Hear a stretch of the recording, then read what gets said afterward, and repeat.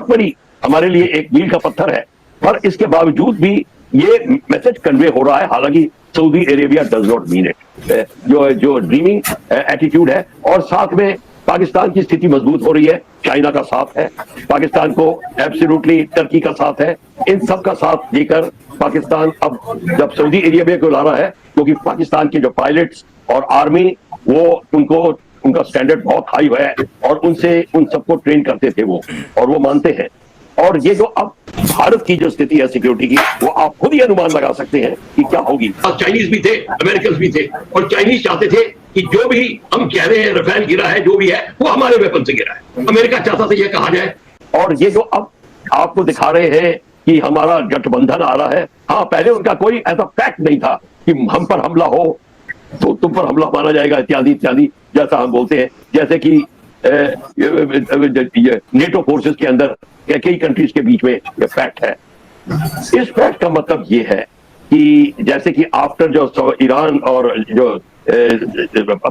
Israel में लड़ाई हुई है, और जिस तरीके से उन्होंने देखा कि इजराइल के ऊपर, ईरान के ऊपर किस तरीके से अटैक हुआ, तो उसको लेकर इन्होंने ही अब पाकिस्तान और सऊदी अरेबिया ने एक नमूना पेश किया है। मैं मानता हूं of late socio economic area में और रिलीजियस सोशियो एरियाज में हम क्लोज आने लगे हैं। वो खुशी से हमारे मंदिर इस्टेब्लिश कर रहे हैं। ये पहले किसी इस्लामिक कंट्री में नहीं देखा गया। ये बहुत बड़ी हमारे लिए एक मील का पत्थर है, पर इसके बावजूद भी ये मैसेज कन्वे हो रहा है। हालांकि Saudi Arabia does not mean it, but it is Pakistan which is dreaming of it.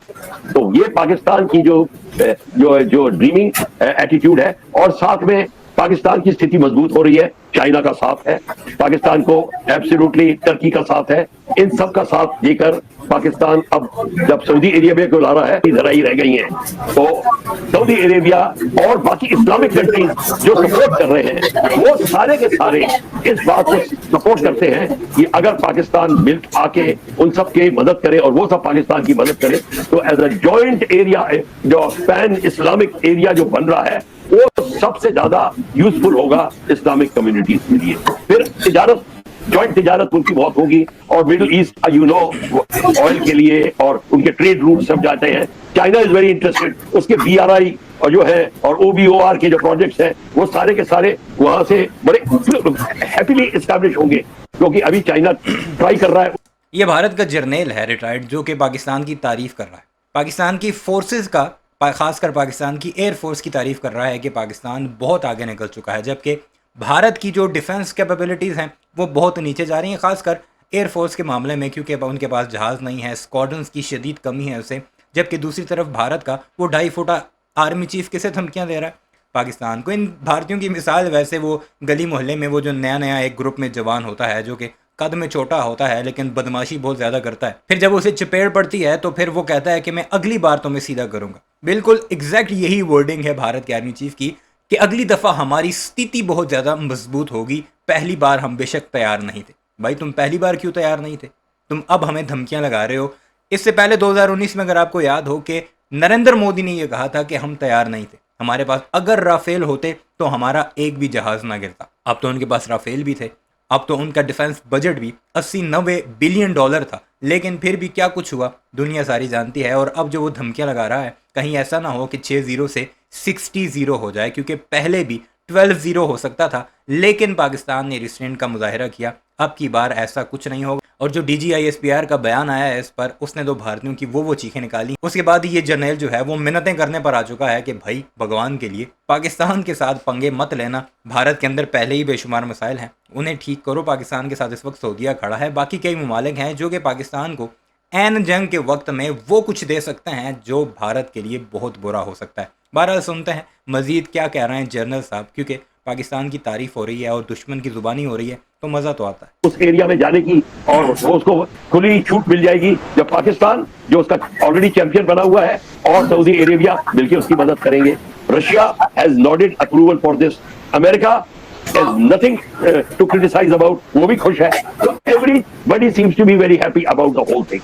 तो ये इसको लेकर भारत की जो स्थिति है सिक्योरिटी की, वो आप खुद ही अनुमान लगा सकते हैं कि क्या होगी, क्योंकि अभी बाकी इस्लामिक कंट्रीज की मैं नहीं कह सकता। सऊदी अरेबिया के बारे में मैं कुछ कह सकता हूं कि डायरेक्ट हमारे खिलाफ कोई काम नहीं करेगा डायरेक्ट, पर supporting Pakistan with monetary technology anything, वो कोई उसके बाद प्रॉब्लम नहीं आएगी उसको। भाई हमें डायरेक्ट सऊदी अरब की मदद नहीं चाहिए, हमें उसकी फ़ौज नहीं चाहिए, हमें उसका इक्विपमेंट नहीं चाहिए।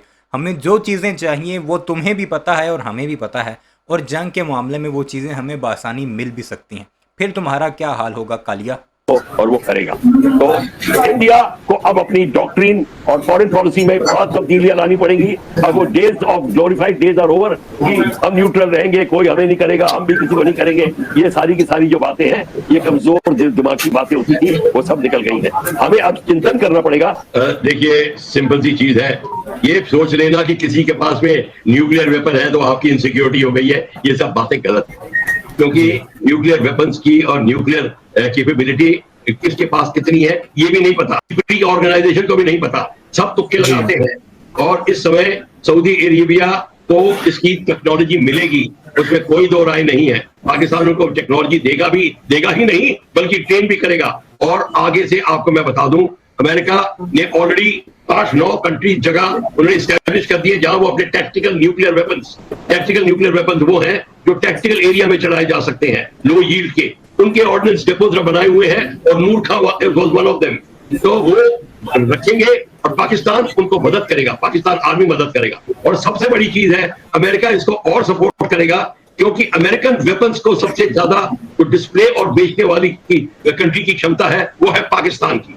और पाकिस्तान पूरे मिडिल ईस्ट में इत्यादि हर जगह ये न्यूक्लियर वेपन्स, फाइटिंग वेपन्स, चाहे fighter aircraft, tank, submarine and nuclear capable weapon system, सारे के सारे वो पाकिस्तान अमेरिका के वेपन्स को डिस्प्ले करके, जिसको कहते हैं ना, जिस तरीके से प्रॉब्लम आ रही थी अभी जब इंडिया अटैक कर रहा था, तो एयर डिफेंस वेपन्स पाकिस्तान के पास, चाइनीज भी थे, अमेरिकन भी थे। और चाइनीज चाहते थे कि जो भी हम कह रहे हैं रफेल गिरा है, जो भी है वो हमारे वेपन से गिरा है। अमेरिका चाहता था ये कहा जाए वो हमारे वेपन से गिरा है। बेसिकली सारी प्रॉब्लम। कौन ये मान रहा है कि ये जहाज़ गिरे थे और किसके वेपन से गिरे थे? चाइना ये कह रहा था, अमेरिका ये कह रहा था। जो डायरेक्ट एक्सेप्टेंस है किससे? भारतीय रिटायर्ड जर्नैल की जुबानी।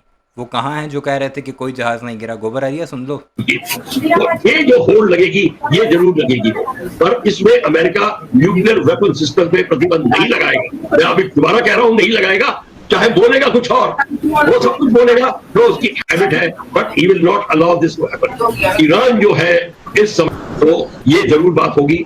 तो पॉलिटिकल सिनारियो में चेंज नजर आ रहा है आपको बहुत बड़ा।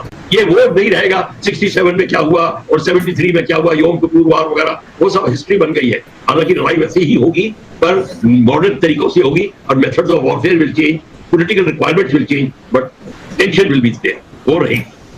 मुझे तो सर जियोपॉलिटिकल बदलाव, आप तो पहले कहा जाता था कि जियोपॉलिटिक्स में जो भी बदलाव होते हैं धीरे धीरे होते रहते हैं, उसका असर आज जो कुछ फैसले लिए जाते हैं उसका असर 5 साल 10 साल 15 साल के बाद दिखेंगे। अब तो लगता है कि अभी फैसले, फ्यूचर में फैसले लिए जाते हैं, कुछ सेकंड्स में उसके नतीजे दिखने शुरू हो जाते हैं। यानी इतनी ज्यादा यह है तारीफ वो जो दुश्मन करे। पाकिस्तान की तारीफें अब कौन कर रहा है? भारत की आर्मी का रिटायर्ड जर्नैल।